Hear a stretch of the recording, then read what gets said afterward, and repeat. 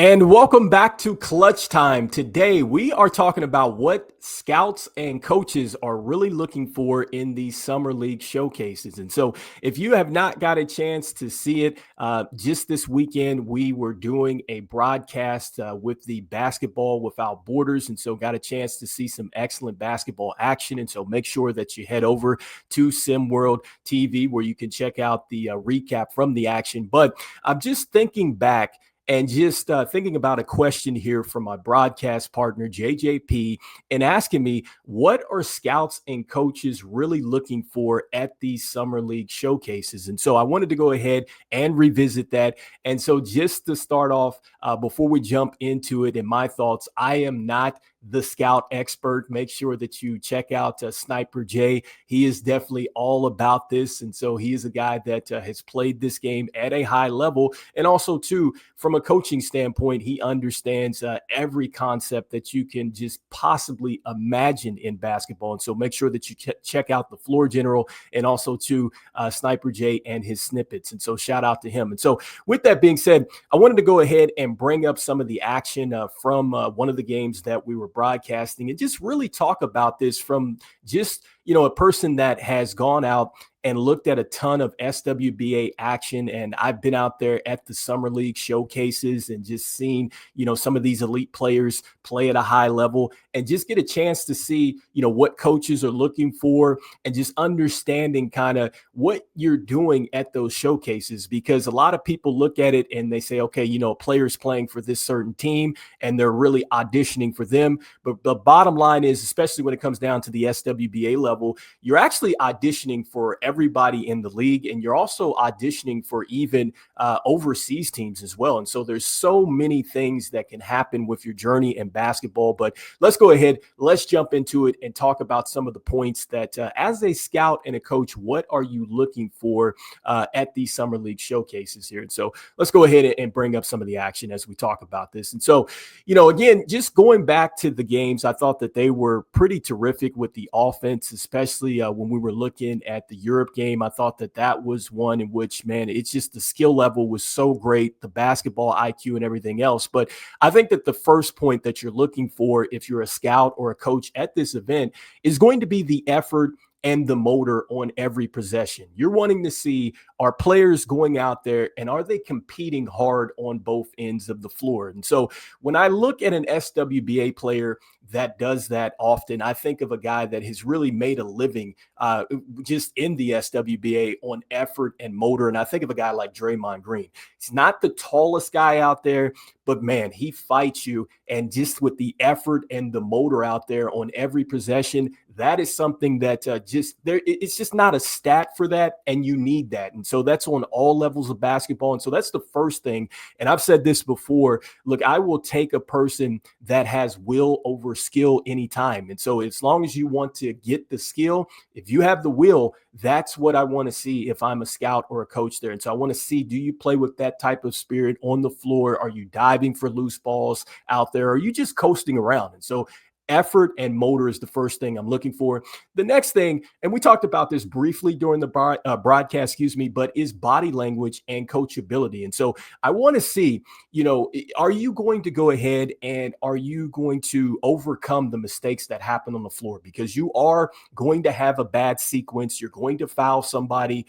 You're going to turn the basketball over. The coach is going to say something to you, and it may not even be the head coach. It could be the assistant coach. It could even be your teammate. But how do you react to that? Are you coachable? And so that is one of the things that I'm looking for if I am a scout or a coach. And so being receptive to coaching and things like that. And so the next thing, I want to see what your decision making is. And so I talked about this really throughout the broadcast, especially when it came down to point guard play. What are they doing with the basketball? Because you're an extension of the head coach. And so I want to see, are you making the right decisions to get the team into the right play? If it's not working, what else are you doing? And then also, too, when you are off ball. And so you have decisions there. Are you, constantly cutting? Do you have, are you going out there? Are you setting screens for teammates? Are you trying to get in position for the rebound? Things like that. So I'm constantly looking at what are you doing with decision making. And when we say under pressure, when you're in a game situation, that is under pressure because, in practice, you can stop, they blow the whistle and everything else, you can talk about it. But in-game situation, you're under pressure there. And so I want to see, do you make those type of adjustments? And so next, role and execution. And so we talked about this a little bit when we were on the broadcast, but you have several different roles when you're playing basketball. You got your scorer, you got your guy that's an assist maker, you got a guy that's terrific at rebounding, you got a guy that's an excellent defender, you got a guy that you just want to come in and he's just your irritant. You even got a guy that you just want to go out there and you want him to just stretch the floor. Maybe you just want him to run around, wear down the defense. You got guys that are just specifically shooters. You got guys that are mid-range shooters. You got different type of defenders. You got guys that can fall back in zones. You got guys that really like to fall back in drop coverage in man situations. You got guys that are absolute competitors that are just on ball, just hounds out there. And so you have several different roles. And so I want to see, are you willing to take on your role and many other roles? Because sometimes that needs to happen as well in basketball games. So role execution, I want to see, are you willing to go out there, rebound, defend, set screens, and then also to just not be the number one option. And so we're talking about role and execution. That's certainly something we're looking at. Next, defensive engagement. And so, look, we can talk about scoring and all that stuff like that, and it looks great. Trust me on this. I mean, we talk about Steph Curry and the highlights and, the whole thing and the night dance and everything else, but you still got to defend.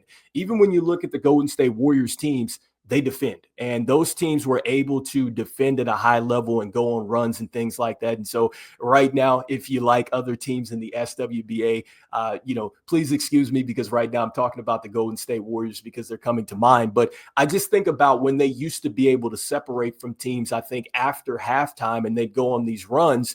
And it was when they had, Andre Iguodala out there. They had Draymond.